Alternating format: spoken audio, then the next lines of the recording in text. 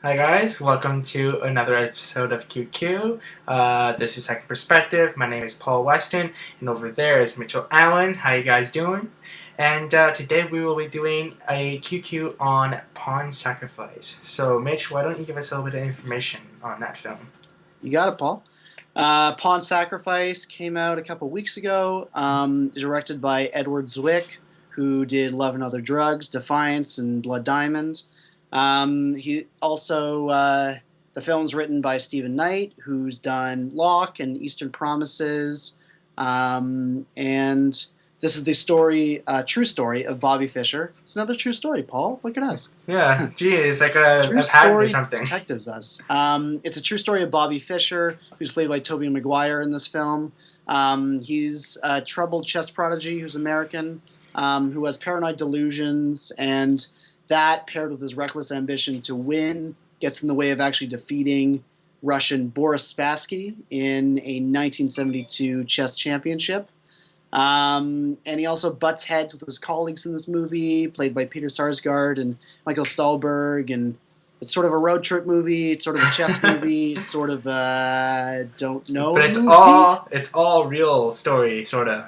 Yeah. But I think. yeah. So what grade did you give it? It's probably like, it's very average. It's probably like a C plus. Yeah, Like I B minus. actually, Yeah. I was actually gonna give it a C plus as well. There are a few strong parts of it. That being Peter Sarsgaard is far and away the best performance in this film. He has my favorite moment in the entire film. I know that Mitch had a slightly different favorite moments, and there's a documentary on this story, much like the film that we did before The Walk. But I actually had seen this documentary before. It's called Bobby Fischer versus the World, and that film does basically everything better. But one thing that this Pawn Sacrifice took advantage of that Bobby Fischer versus the World could not is sort of show some elements of his paranoia in a cinematic way. So even then, when they do have that strength, they sort of overuse it. There's a lack of progression. So even its strength is sort of not utilized in sort of the most flawless manner. My biggest concern or issue with this film is actually one is that even though I love chess, it's just not particularly cinematic, and they don't find enough clever ways in the script to actually to just tell us what's going on. The big thing about this story is that Bobby Fischer goes against Boris Spassky, and they have the whole like 15 game match to see who wins, and when something happens in a big match or in any chess match, they go, okay, something big happened, and then someone wins, and then most people, like Mitch, I'm sure has an experience, basically like, the only reason I know what actually happened in the match is because I watched the documentary, and they were able to use their medium to explain, like, okay, this, because of this move, this happened, and this is why it's important, and that's absolutely fascinating. This film couldn't do it, partly because of the medium, and also because they just didn't find the right ways to do it in the script. How about you, Mitch? You have yeah, I mean, it's probably like a lot of overlap again this time. Again, Sarsgaard is probably, I think we agree, just the best part of this. He underplays a lot, and I feel like he's just convincing as that character. So he really worked for me. That when they played in the championship, so this is sort of like I'd say the last half or the last like third of the movie. That's when I feel like the story really hooked me.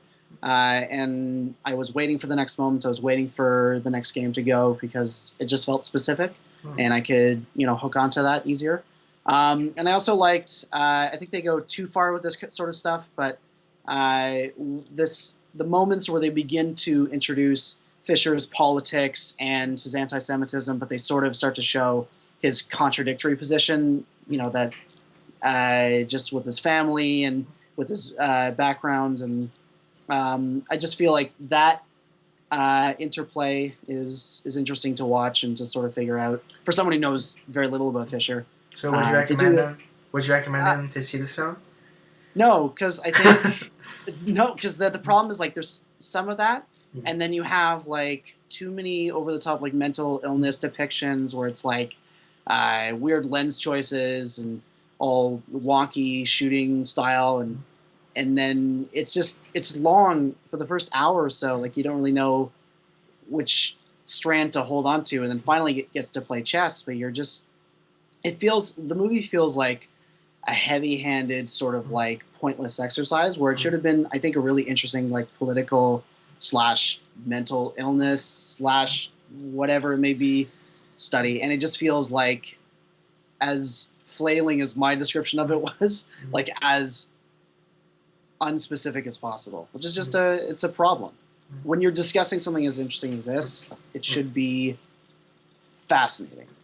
And it's Well, not. my simple answer to should you see it or not, you know what? No, go watch Yeah. the Netflix documentary instead, or the documentary on Netflix instead. Yeah. Bobby Fischer versus the World. It explains all the really interesting, fascinating things that happen in the matches, and you actually know what happens to him at the end. So. Other than that, join us for the discussion. We do have some interesting topics to talk about. But until the next video, I'm Paul Weston. Over there is Mitch and I. Take care, guys.